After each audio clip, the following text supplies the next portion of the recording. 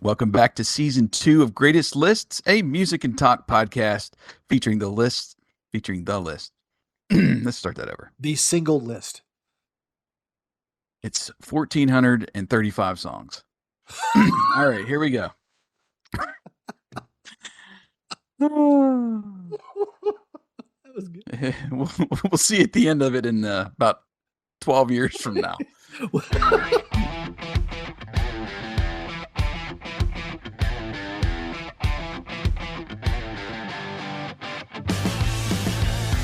Welcome to the Greatest Lists podcast, a show about music and lists. This season, your hosts Jason and Eric are counting down the top 25 guitar solos of the 80s and the top 25 guitar solos of the 90s. Think your favorite made the list? Tune in and find out. Take it away, boys. Welcome back to season 2 of Greatest Lists, a music and talk podcast featuring lists of the greatest songs of all time. Here I am, Jason, rocking you for this episode. And joining me, as always, my co-host Eric. What's going on, man? Let's get rocked, man. I'm afraid to ask that question now.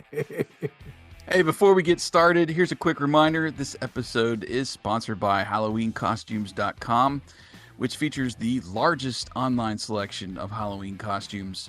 We have told you about some 80s music costumes that they have over there, but if you want more 80s nostalgia in your Halloween, you got to check out all the 80s themed costumes like Ghostbusters. They have a whole section of just Ghostbusters costumes.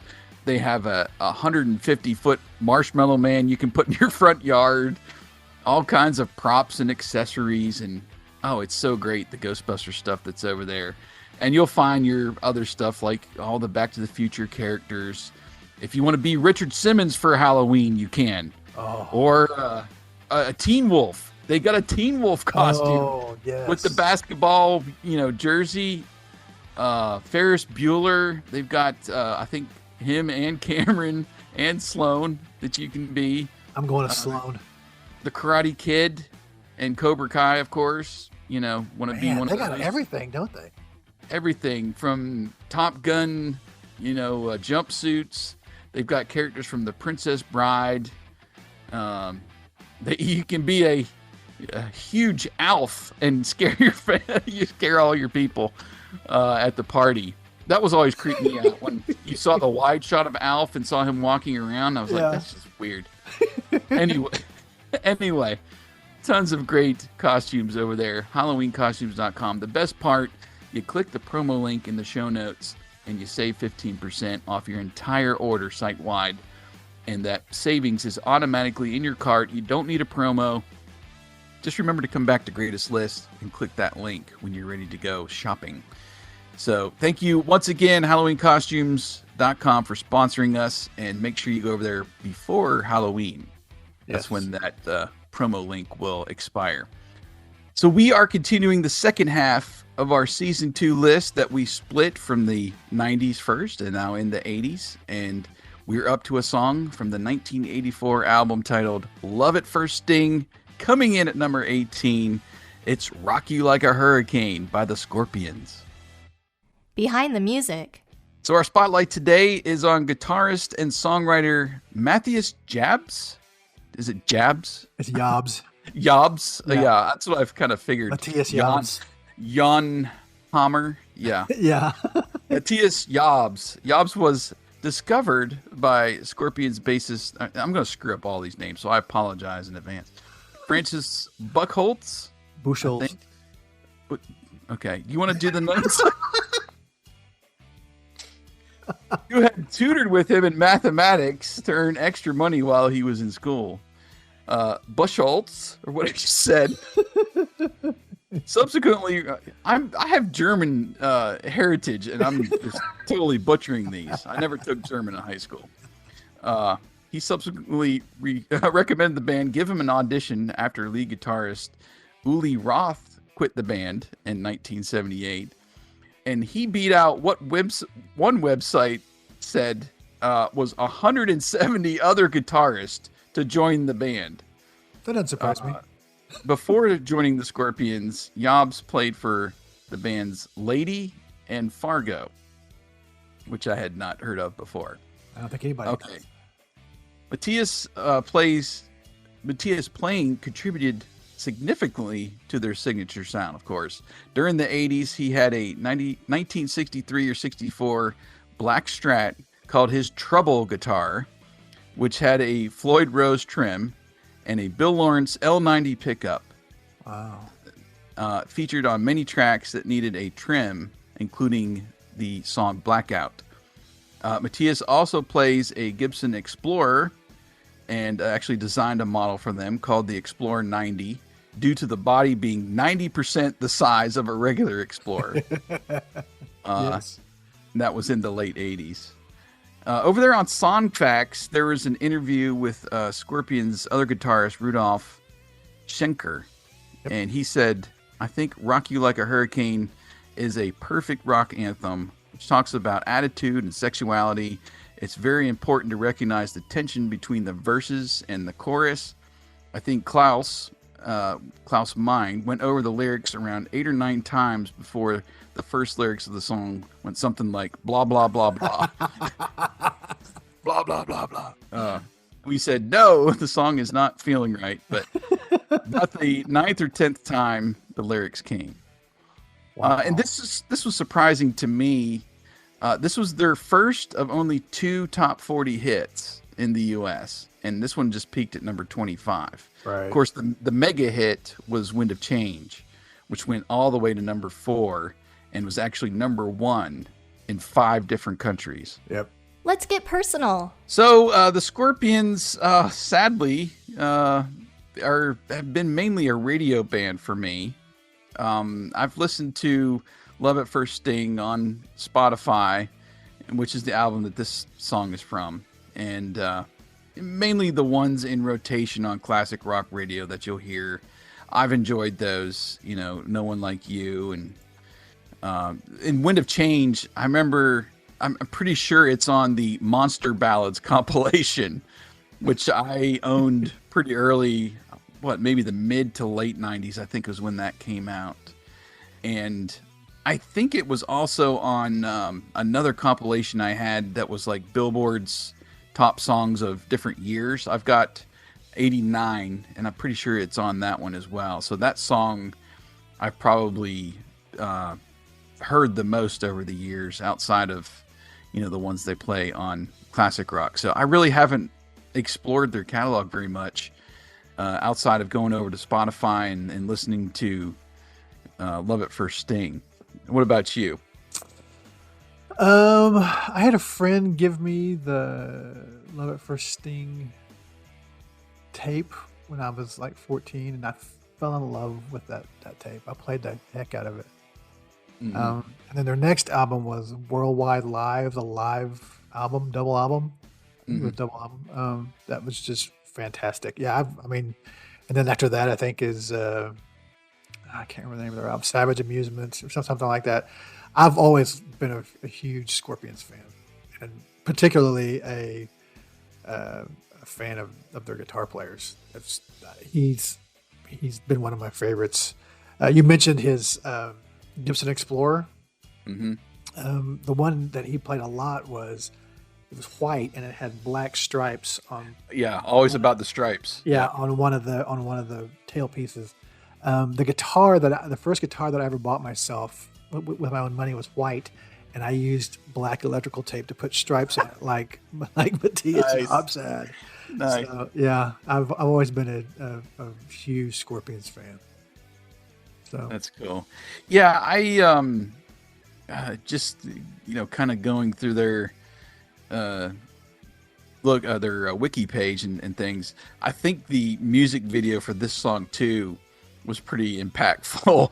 Oh, And yeah. I probably saw it at a young age that didn't understand most of it, but other than the scantily clad women and the weird like stripes on the stripe makeup or whatever it is, yeah, and that I could translate the being surrounded by that metal cage, because I watched wrestling and the cage matches were always something you watched, and yeah. so that was just kind of a crazy video. You see the people kind of reaching through the cage, and there's some points where I'm like, I would be pulling my guitar back away from them. Don't be touching my stuff, man. But yeah, so that was another, I guess, point that the Scorpions kind of had an impact on me, was that music video. Yeah, I saw them on the Monsters of Rock tour with Van Halen in '88. Oh, nice. And they were neck and neck with Van Halen as far as the show that they put on. They were fantastic. That's the only time I've ever seen them live. But they were fantastic in concert. I was very impressed with them. The breakdown. All right, so the solo in this song, it's very technical, but also at the same time, I think very melodic. And what I really like is the callback to the main riff that starts the song that he does during the solo.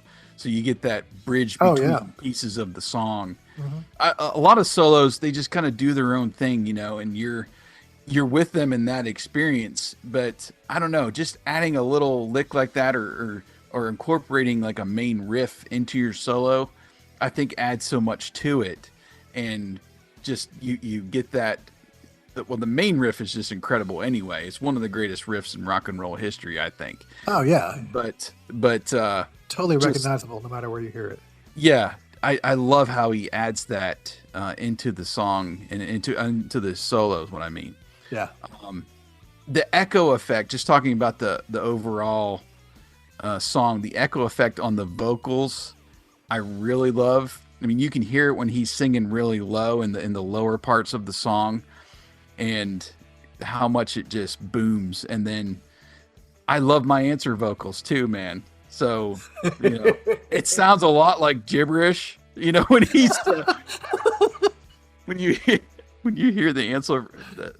It's not really an answer vocal, but I don't know. Anyway, but I still try to sing along to it, even though I don't know what in the world I'm singing along. But, that's awesome. It's just such a tremendous song that I have to put this one in. There's No One Like You has an awesome guitar solo as well, but this one being the hit that actually wasn't too big of a hit as a pop hit, but as much as classic rock radio plays it now, and probably even the 80s stations too. Oh yeah. It's such a huge song and huge part of the 80s. Yeah, I agree. So what about you as far as the solo and the song goes? I mean, he's so melodic, but but at the same time, he's very blues oriented. And so there's a tension between the melodic stuff and the blues stuff that sounds really good when he does it.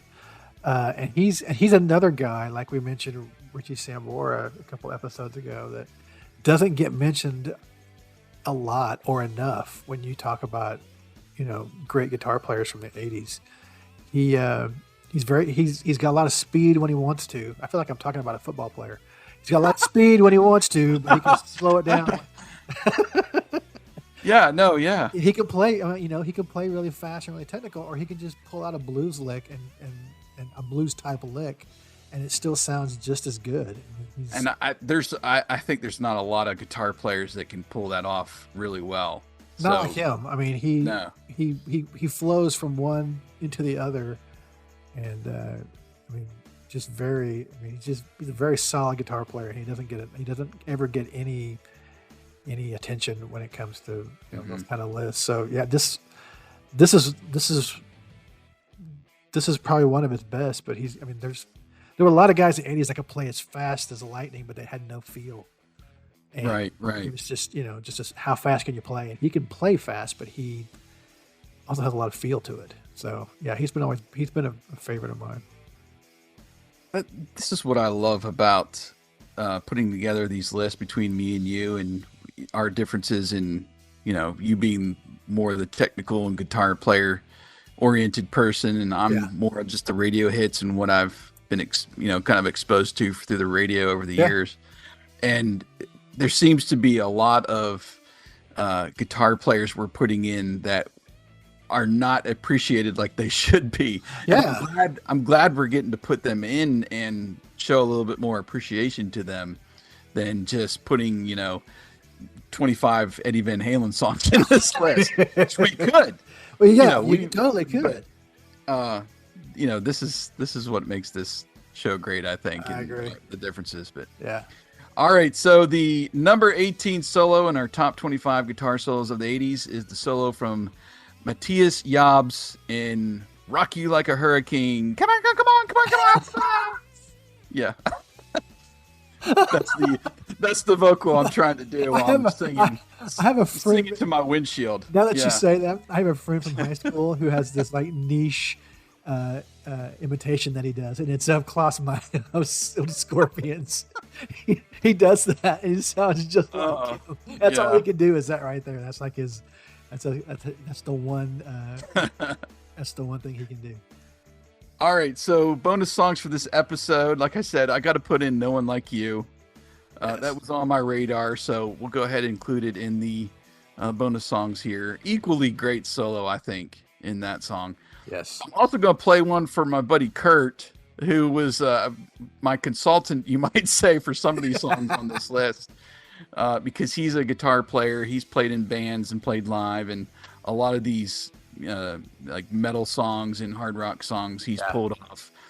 He used to have long hair like Slash, and he would wear a top hat, to gigs, and I'm sure the girls were just, all over him. But anyway, he suggested the solo in Blackout. So we're going to play Blackout, some straight up metal with that song. And that's a great riff too. That's a great song riff. That song right there. We'll put that one in as well as a bonus song. So stay tuned to hear those songs in their entirety if you've got Spotify Premium. Otherwise, you can use the song whip links in the show notes. And after you hear just a few, 30 seconds of it, if you are listening in Spotify, and those links from Song Whip will connect you with the song in your favorite music app. If you like the show, leave us a rating. Would love to, actually, if you in Spotify, you can leave comments on each episode. So, want to leave us a little reply. Hey, I like this episode. Hey, Jason's dad jokes need to stop. Feel free to do that right there in the Patreon or the Spotify app. Speaking of Patreon, go over and support us, patreon.com/The Retro Network, which is our home base. You can chat with me and Eric if you sign up over there on Patreon. We'll give you a link to the chat over there in the Slack app that we kind of share life with all of our fellow contributors to the Retro Network, and you as well, all of our VIPs. So please do that if you would. And then, of course, find us on Twitter or X or Twix, as we've been saying. Twix. At Greatest Lists. YouTube, we're at Greatest Lists as well. We're putting episodes up there. And, of course, Eric's 100 Albums in 100 Days videos that's on his TikTok, actually being reposted there in YouTube. So you can find those there. And all what you need to know about the show and where to connect with the show is on our website, greatestlistspodcast.com. All right, Eric, we'll be back for our number 17 selection, which will take us from Germany in this episode back to America. Yes, or you can still rock. That's right. That's right. You just straight up gave it to him. All right. Thanks for listening to Greatest Lists. And we look forward to continuing the top 25 guitar solos of the 80s next time.